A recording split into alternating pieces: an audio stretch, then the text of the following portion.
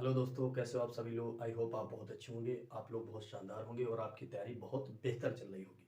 दोस्तों, मैं सानू आप सभी का स्वागत करता हूं अपने यूट्यूब चैनल फिजिक्स एनकाउंटर में। तो दोस्तों, आज क्लास 12th की फिजिक्स में हम लोग एक बहुत ज़्यादा अच्छे डेरिवेशन की शुरुआत करेंगे इस लेक्चर में।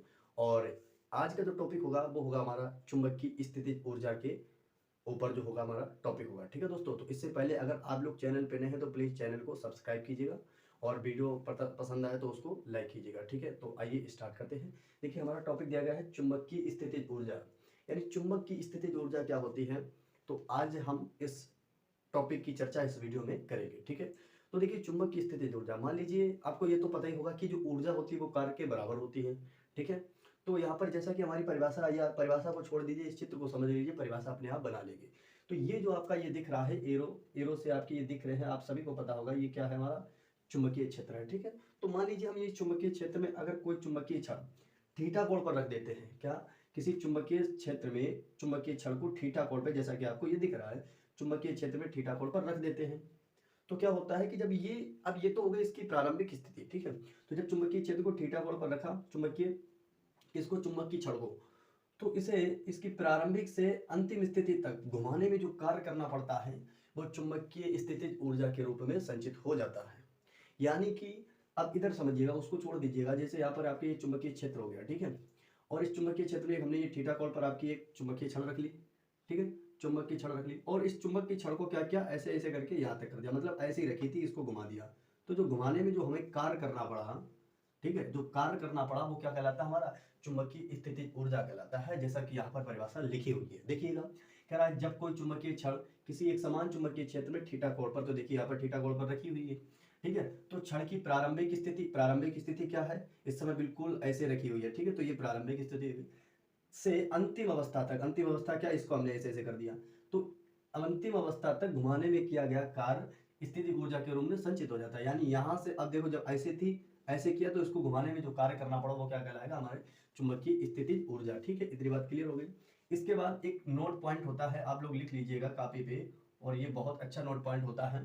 और ये नोट पॉइंट क्या होता है कि जब कोई चुंबकीय छड़ अगर एक समान चुंबकीय क्षेत्र के समांतर होती है, एक समान चुंबकीय क्षेत्र के समांतर होती है, तो जो उसकी ऊर्जा होती है बहुत ही न्यूनतम होती है। कैसी होती है, बहुत ही न्यूनतम। देखिए, इस चित्र के माध्यम से समझेंगे कि जैसे आपके देखिएगा चुंबकीय क्षेत्र की दिशा देखी जाए तो इधर की ओर है।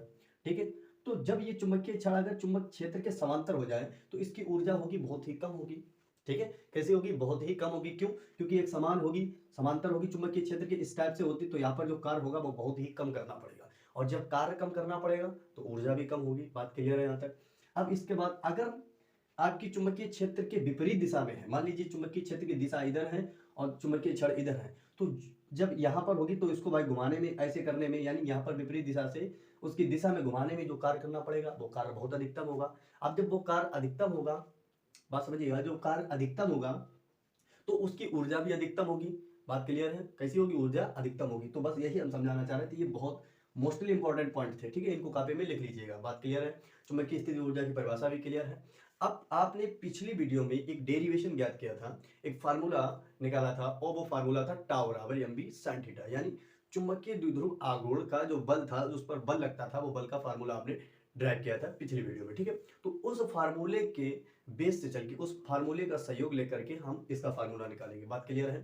तो यहाँ पर जो भाषा लिखी जाएगी वो यहाँ पर भाषा लिखेंगे, इस नोट पॉइंट में वो तो लिख लिया होगा, अब भाषा लिखेंगे चुंबकीय चुंबकीय द्विध्रुव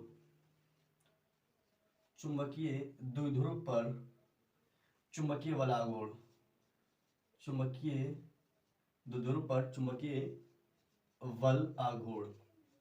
बात क्लियर है यहाँ तक।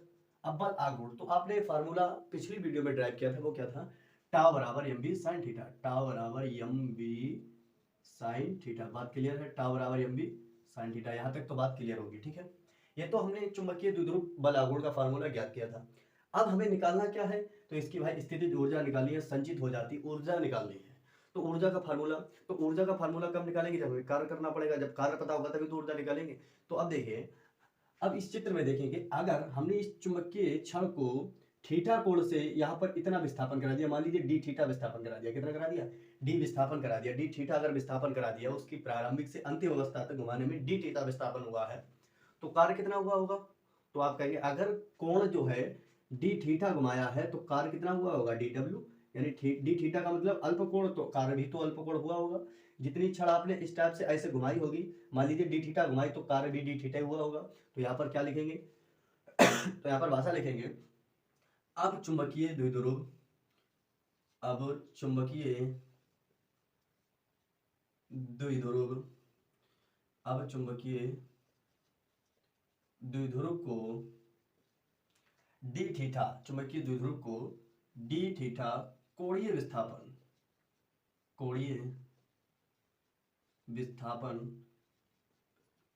कराने में किया गया कार्य, कराने में किया गया कार्य। ठीक है, बात क्लियर है यहाँ तक। यानी कि हमने बताया कि इस थीटा रखा था, डी थीटा करा दिया, तो कोणीय विस्थापन डी थीटा कराया, उसमें कितना कार्य हुआ तो उस कार्य को निकालेंगे। तो भाई अगर डी थीटा कोण कराया, विस्थापन हुआ है तो कार्य कितना हुआ होगा, डी डब्ल्यू। और डी डब्ल्यू बराबर यहाँ से कार्य का फार्मूला क्या निकलेगा, तो ध्यान रखिए कार्य का फार्मूला हो जाएगा बल आघूर्ण और गुणे कोणीय विस्थापन, बल आघूर्ण गुणे कोणीय विस्थापन। ठीक है, तो ये जो होगा यहाँ पर फार्मूला लगेगा, और ये फार्मूला बहुत ज्यादा इंपॉर्टेंट है, इसको ध्यान रखिएगा। वैसे तो कार्य का होता बल गुणे विस्थापन, लेकिन यहाँ पर जो बल लगा वो हमारा बल आघूर्ण लगा, क्योंकि चुंबकीय द्विध्रुव है चुंबकीय क्षेत्र में, तो इस पर जो बल लगता है वो आघूर्ण का लगता है। तो जब आघूर्ण का रखा तो वही हमने यहाँ पर फार्मूला बना दिया। अब डी डब्ल्यू बराबर बल आघूर्ण को टाउ से लिखते हैं, तो टाउ की वैल्यू क्या है, एम बी साइन थीटा, और गुणे कोणीय विस्थापन कितना कराया भाई साहब, देखिए डी थीटा कराया। बात क्लियर है यहाँ तक। तो अब क्या करेंगे, यहाँ पर अगर देखा जाए तो डी डब्ल्यू बराबर हो जाएगा एम बी साइन थीटा और इंटू डी थीटा। बात क्लियर है, इतना तो हमने निकाल दिया क्या कि यहाँ पर डी थीटा अगर कोणीय विस्थापन कराएगा तो कार्य हमारा इतना हो जाएगा। बात क्लियर है। अब निकालेंगे टोटल कार्य, और टोटल कार्य निकालने के लिए आप सभी को पता है कि क्या करते हैं हम लोग, समाकलन करते हैं। ठीक है, तो जब टोटल कार्य निकालेंगे तो इस समीकरण का या इस इक्वेशन का क्या कर देंगे, समाकलन कर देंगे। बस इतनी बात क्लियर है। तो यहाँ पर क्या लिखेंगे भाई, इसे बना देते समीकरण एक, और यहाँ पर लिख देते समीकरण एक का समाकलन करने पर, समीकरण एक का समाकलन करने पर, तो जब भाई समाकलन किया जाएगा तो यहाँ पर क्या निकलेगा, कार्य जो टोटल कार्य हो जाएगा डब्ल्यू बराबर हो जाएगा डी डब्ल्यू के। ठीक है, तो डी डब्ल्यू, अब ये कार्य हो गया टोटल और ये हो गया डी डब्ल्यू, यानी इसका समाकलन कर दिया।